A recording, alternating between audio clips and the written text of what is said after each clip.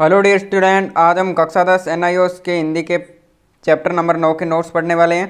पहले हमने TMA part को छोड़कर सभी पार्टों की क्लास ले ली है। अगर वो वीडियो आपने नहीं देखा है तो डिस्क्रिप्शन बॉक्स में लिंक है, वीडियो देख लेना। तो चलिए आज की क्लास को स्टार्ट करते हैं।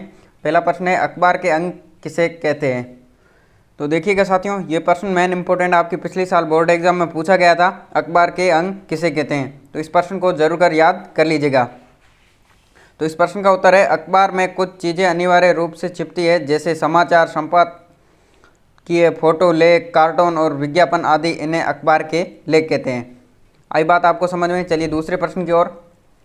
दूसरा प्रश्न है, समाचार के अंगों के नाम लिखिए।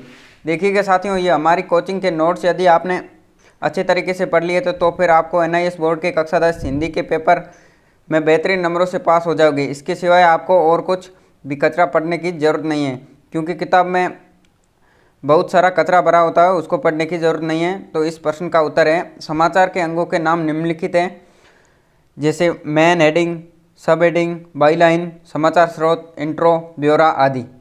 आई बात आपको समझ में। चलिए तीसरे प्रश्न की ओर। तीसरा प्रश्न है, अखबार के मुख्य रूप से क्या प्रकाशित किया जाता है। इसमें पूछा गया है, अखबार के मुख्य रूप से क्या प्रकाशित किया जाता है। तो इसका उत्तर है, अखबार के मुख्य रूप से महत्वपूर्ण घटनाओं को प्रकाशित किया जाता है। चलिए चौथे प्रश्न की ओर। चौथा प्रश्न है, संपादकीय किसे कहते हैं। तो इसका उत्तर है, समाचारों पर आधारित संपादक की टिप्पणी को संपादकीय कहते हैं। आई बात आपको समझ में। चलिए पांचवें प्रश्न की ओर।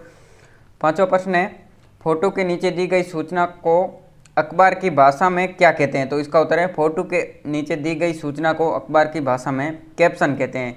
अखबार की भाषा में क्या कहते हैं, कैप्शन कहते हैं। चलिए छठे प्रश्न की ओर। छठा प्रश्न है आपके, अखबार में सामान्यतः कितने प्रकार के लेख प्रकाशित होते हैं। तो इसका उत्तर है, अखबार में सामान्यतः 2 प्रकार के लेख प्रकाशित होते हैं। पहले जो संपादकीय पृष्ठ पर प्रकाशित होते हैं, दूसरे पर जो फीचर वाले पन्नों पर प्रकाशित होते हैं।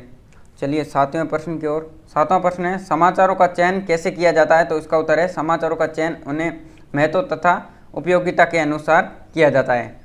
चलिए आठवें प्रश्न की ओर। आठवां प्रश्न है, विज्ञापन किसे कहते हैं।